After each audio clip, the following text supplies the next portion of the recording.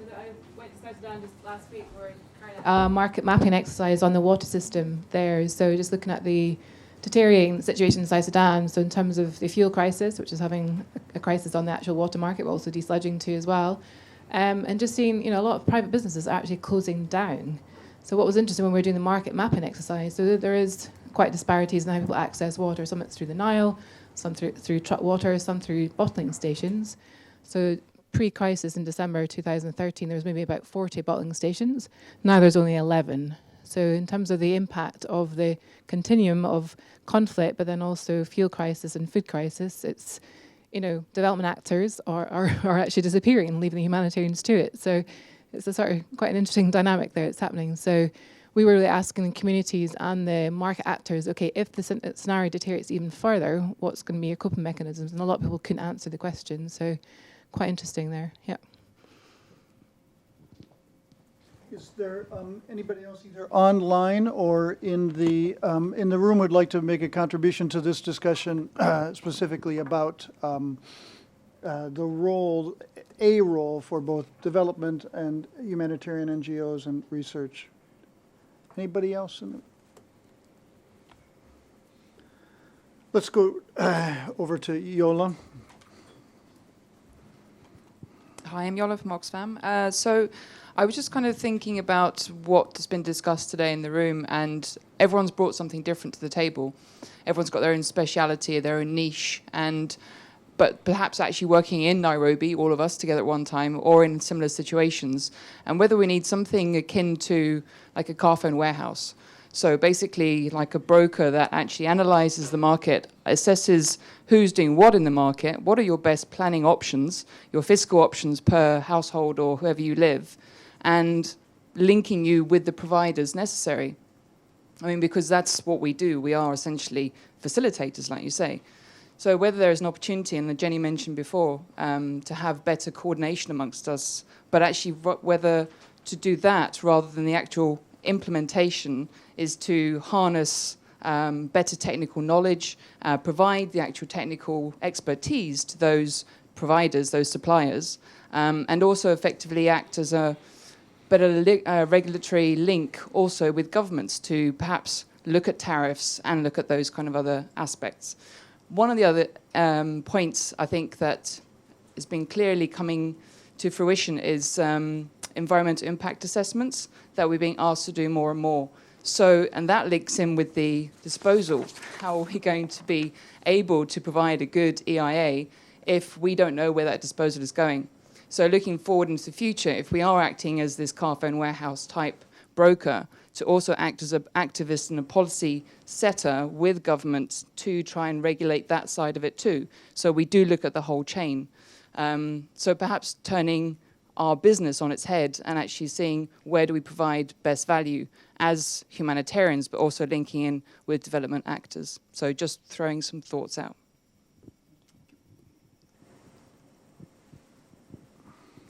Thanks very much. Our colleagues upstairs in ODI's Humanitarian Policy Group convened a high-level panel on cash transfers in emergencies. And essentially the outcome of that was that the humanitarian sector as a whole needs to move towards the use of cash transfers rather than providing sectoral goods and services, so non-food items, food aid, water supply, etc. I guess for sanitation it's tricky because of the acknowledged problems with latent demand in any context, even in a development context. So I wondered if anyone on the panel had any views on whether, because of the potential links to stimulating markets, this move to cash transfers in emergencies should be seen as an opportunity or a potential risk to the goal of sanitation in humanitarian contexts. Great. Any other questions? And then we'll...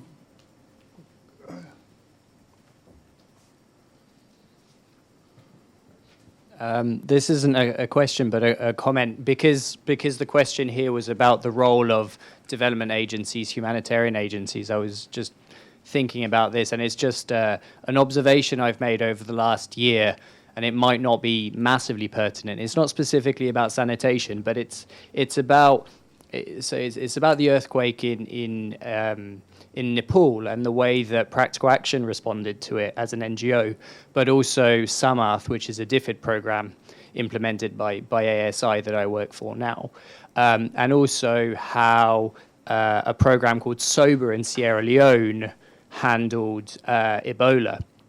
So both Samath and SOBER are private sector development market systems programs that are not working in sanitation, that they're working in agriculture and so on. But what was quite interesting there is that basically DFID, when these emergencies happened and emerged, told the contractor, right, you need to realign what you're doing. We'd like you to try to add value for this emergency situation. And then and Practical Action as an NGO similarly kind of reoriented them itself. It was working on a long-term market development project in Gorkha, the worst hit area in the earthquake, and it kind of looked at itself and said, what can we do in this emergency situation? And what transpired in all of those three situations is that those organizations with fairly long-term presence in those countries had a better understanding of market players in certain sectors and worked through those. So in the case of SOBER, there were food handouts to outgrower schemes who were in the areas where people were not allowed to move during Ebola. And similarly, both Practical Action and Samath worked in Gorkha through the private sector. Their private sector partners were able to access areas because of those partnerships that existed. So my reflection is that development agencies who have a presence in those countries, when emergencies happen, they tend to already have a certain knowledge about what the actors are out there. And perhaps when humanitarian agencies, fly in, what happened is the development agencies were able to provide quite a lot of knowledge for the humanitarians so that they, a lot of this emergency market mapping, a lot of the knowledge about what was going on was already there on those agencies that were already on the ground and had been for quite a while. So the reflection is the value that the development agencies have in terms of knowledge of the actors in the systems. Good. Thank you very much. Before we get to the question on cash transfers in emergencies, there's a few from the online group. I think Polly from Luwat, your question about what will it take for agencies and organizations ready to move away from the traditional approach. I think what we've heard from this panel is that there's clearly a role for both development and humanitarian organizations to be responding to the needs there. And there are lots of tools that could be used to be sharing with them, whether it's the market analysis work that's going on or power stakeholder analysis, such as what was happening in South Sudan, to enable you to make sure that you're not contributing to harm. Tools that we're talking about in terms of small business development. And I think what I've also heard is that need for focus. You brought up the need to focus on how do you get the challenge between increasing the access to toilet infrastructure while the small business development can't support that. So I think we're kind of approaching that issue. We've also got another question from Esther. And she says, how do we do all this while considering the standard program timeframes, especially in the humanitarian sector? And I think we've alluded to that in some ways too, but we'll also take a look at maybe we can reframe that question to how can we make the maximum use out of the time that we have? And then finally, there's a question that I think that can be answered rather quickly, and it's from Adnier, pardon me if I'm mispronouncing your name. Market mapping and analysis, are there publicly accessible tools for this activity, and how can they be obtained by practitioners?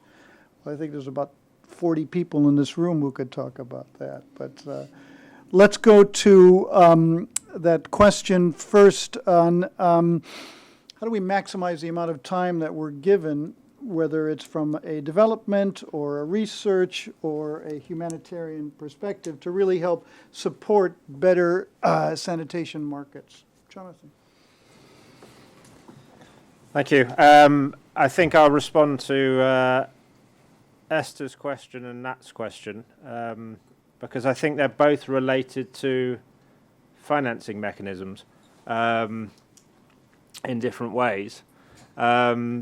So clearly, I mean, from Esther's perspective, the challenge is that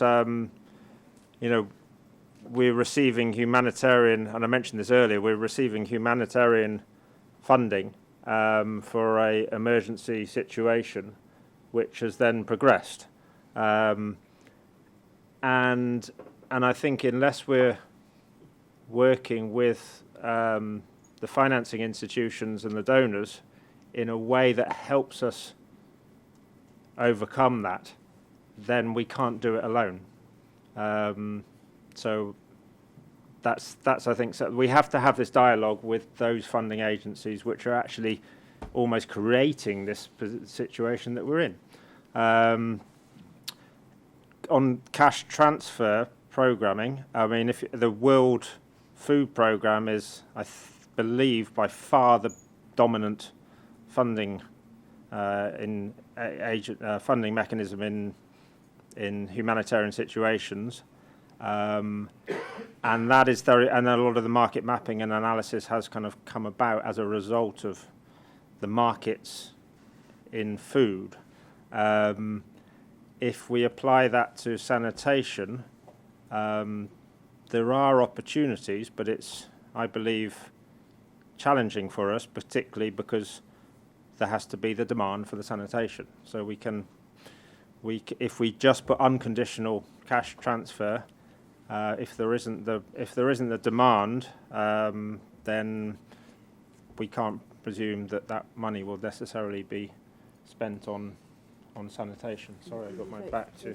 If I can just complete on that, on unconditional cash transfers, I mean, I think it also depends on the type of sanitation services that are provided. So if you wouldn't be able to provide this for construction of latrines by individuals in response to that. On the other hand, if you had a more transitory system, such as one used by Sanergy, for example, then you could consider this system of cash transfer where it's almost like a consumption good, and you use that as a temporary solution. So I think if we are moving to that, then yes, that, because this system needs to be financed, and then operators, they can have some revenue streams from reuse, but as you say, it's not, going to be sufficient. So yes, some cash transfers there would be useful, but I can't really see it happening for, any infrastructure investment. Do you want to answer any of the other questions that were?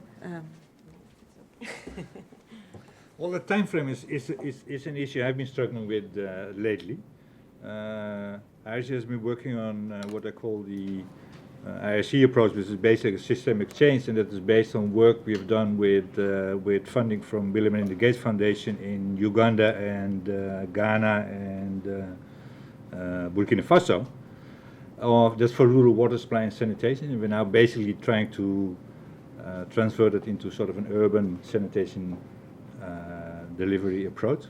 But the problem basically is that it takes somewhere between 6 to 10 years to address all the issues, all the weak links within the system, to be able to ensure that service delivery is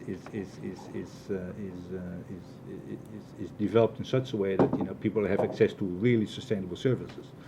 So that there are, it's not just the delivery of the water systems or building toilets, but I mean basically looking at the whole chain,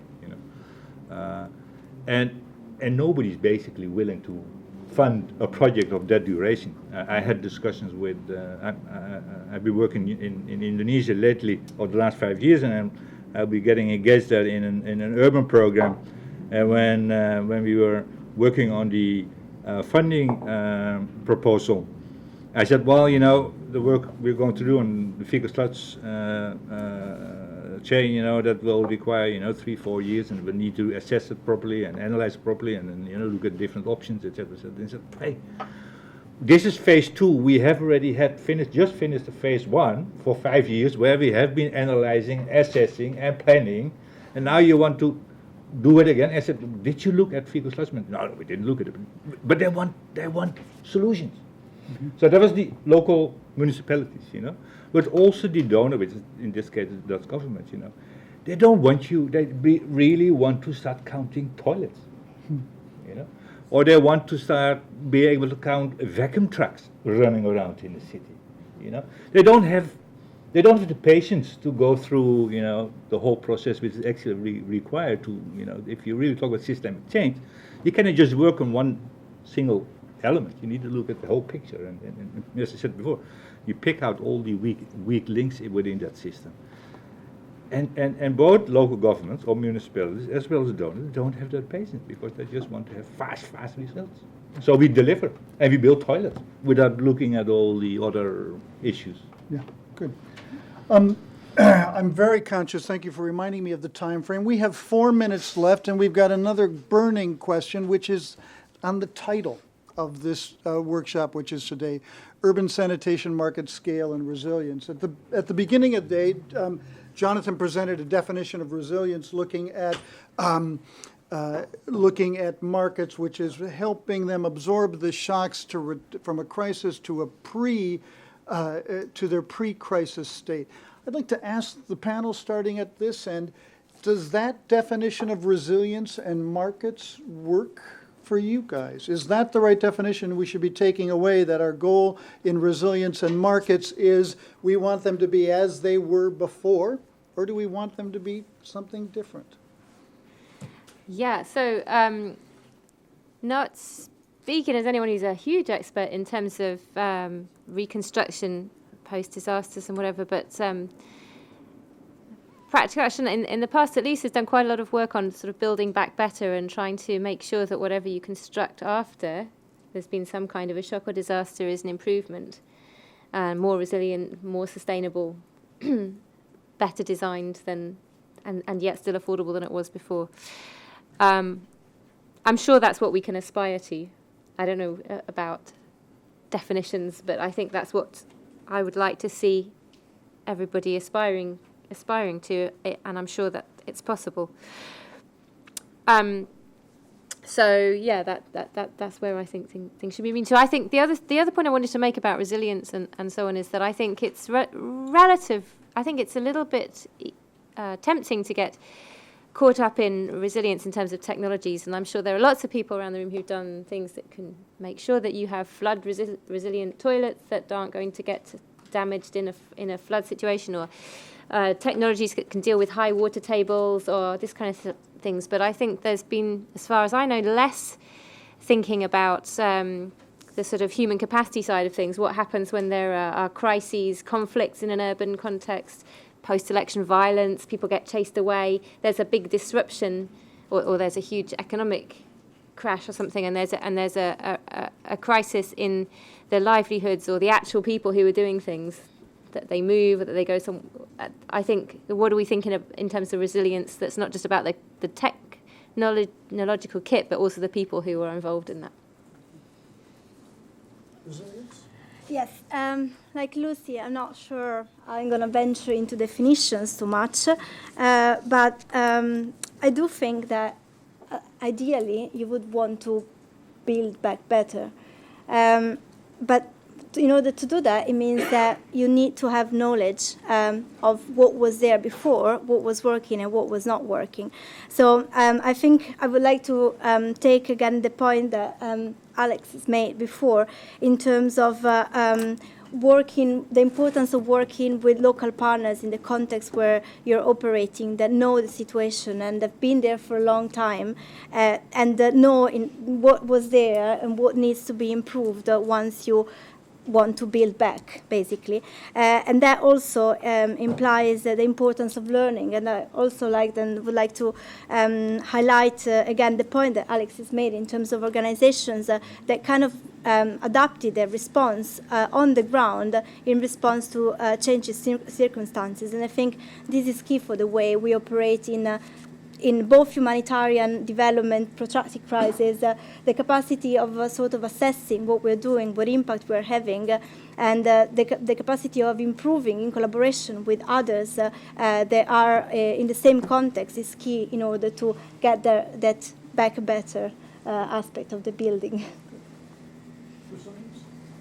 Well, again, I think, I wasn't there this morning, so, but the definition you quoted seems to focus on the downstream part. I would like to stress again the upstream part. How do you prepare markets to be resilient in the event of the shock? So what can you do? You mentioned information. Yes, it's disseminating information to actors about climate change or what might happen in terms of flooding events, etc. That is also, strengthening of planning and regulation, because most market actors won't want to take that, for real, for granted. So they will set up infrastructure where you're not supposed to, and so therefore, there's a role there for planning and regulation, but also financial incentives, because we know that resilient infrastructure has a cost. So in order to enable sort of customers to get this better infrastructure, you might want to sort of give vouchers or incentives or subsidies so that they can get the better infrastructure, and you could channel that through the market actors. And then one thing, I don't know, maybe it has been mentioned earlier, but it's insurance. In most developed markets work with insurance to plan for disasters, and I think this is something that perhaps should be looked into more in the sort of small-scale sanitation market, so effectively helping households to invest in toilets, but also invest in toilets that will potentially be replaced if they collapse after floods. So you could sell them an insurance premium as part of the initial sort of package, either through microfinance or through other means. But that might be an area for thinking, further ahead. Yeah. Jonathan? As an engineer, public health engineer, initially I think of sanitation systems, and that clearly has a technological dimension to it. So we're thinking in terms of impacts of crises in those terms. But Lucy raised a very valid point that if we use the definition of sanitation markets that Nat put up at the beginning of the day, then the resilience of the market actors, and then looking at it's more of the software side of things, which becomes much more apparent. And then Sophie raised the issue that there's another dimension of resilience, which is on the financial side. If I was a business, then my resilience would be very much affected by fluctuations in market prices. So I can see three dimensions to resilience. I don't necessarily think Build Back Better and resilience are. I think it's absolutely right. It's what we're trying to do in the Philippines is build back better. But I don't think that necessarily, in terms of the definition of resilience, I think you can do both. You can look for looking for resilience within your existing market. If that market was the service that you would want to achieve, then clearly you wouldn't need to build back better. But if it's not, then you would want to be building back better. So I don't think the two are necessarily contradictory.